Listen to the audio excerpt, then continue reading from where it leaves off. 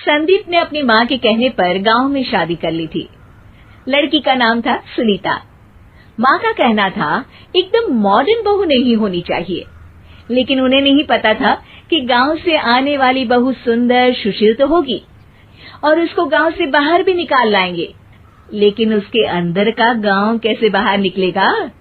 शादी के कुछ दिन बाद, माँ टिफिन तो देना जरा। बेटा अब तो स्कूल नहीं ऑफिस जाता है, माँ से नहीं अपनी बीवी से टिफिन मांगा कर। ओके माँ। सुनीता टिफिन ले आओ। जी लो टिफिन, इसके अंदर पिस्ता डाल दिया है। पिस्ता? पिस्ता क्यों? सास जी ने बोला था ना कि आपको पिस्ता बहुत पसंद है। ओहो, मैंने पिस्ता नहीं पास्ता बोला था, पास्ता। पास्ता? कहीं होता है पास्ता? अरे बेटी तू रहने दे, मैं बना दूंगी। अच्छा किया कि पाव भाजी बनाने का नहीं बोला, वरना किसी के पाव बना देती है। सुनीता को बुरा लगता है, लेकिन उसकी नादान हरकतें कम नहीं होती।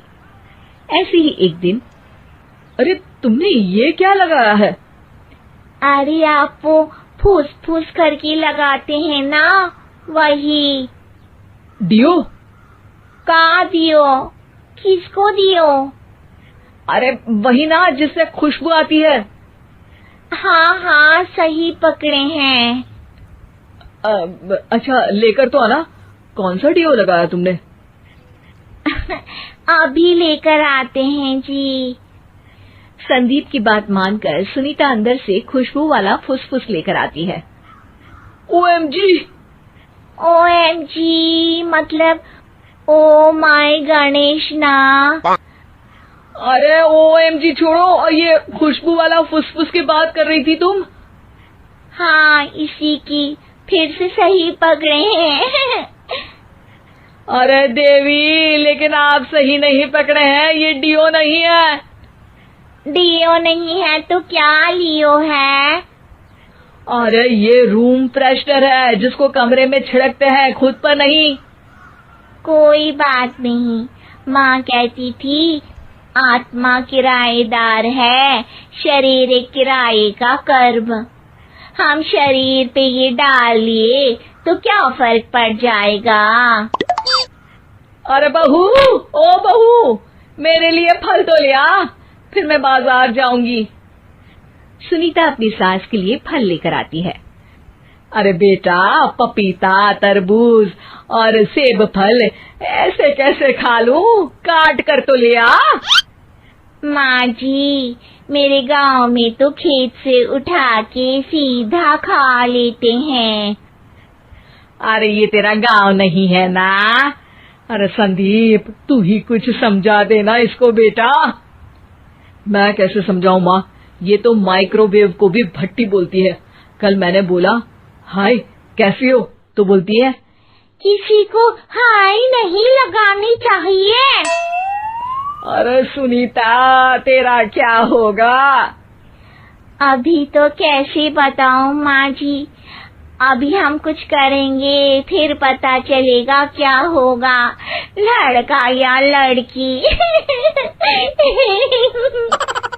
हे भगवान, कहाँ से आ गई है? रामपुर से जी, आप ही तो लेकर आए थे मुझे। अरे मुझे माफ कर दो।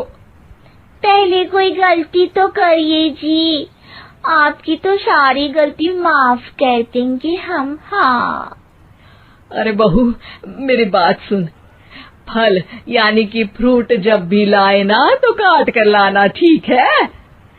जी ठीक है माँ जी, फल यानी फ्रूट यानी काट के लाऊंगी।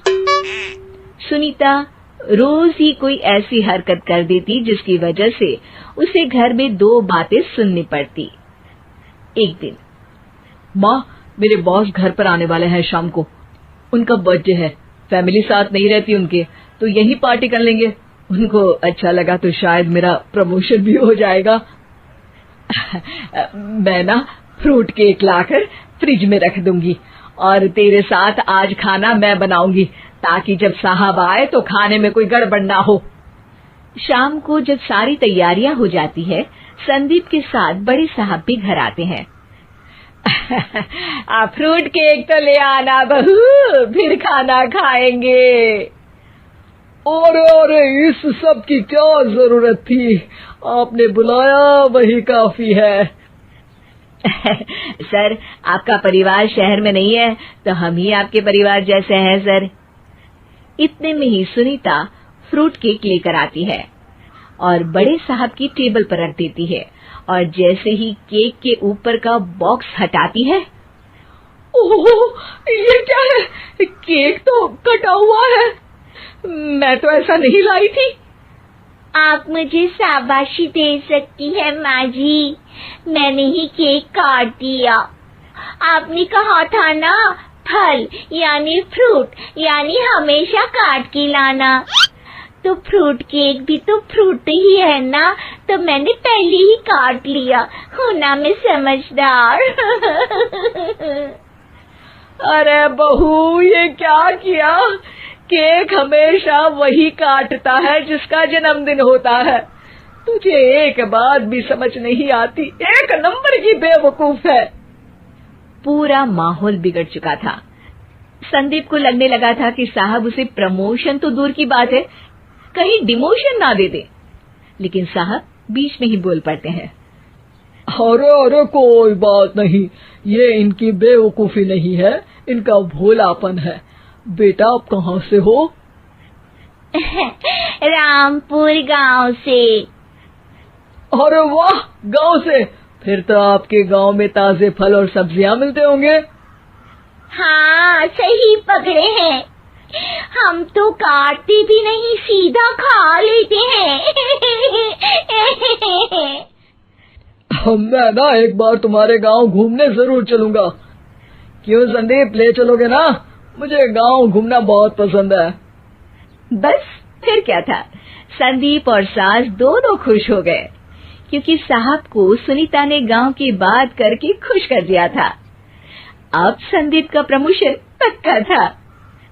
शिक्षा, कभी भी किसी भी गलती पर घबराना नहीं चाहिए। हो सकता है कि उस गलती की वजह से आगे बड़ा फायदा हो जाए।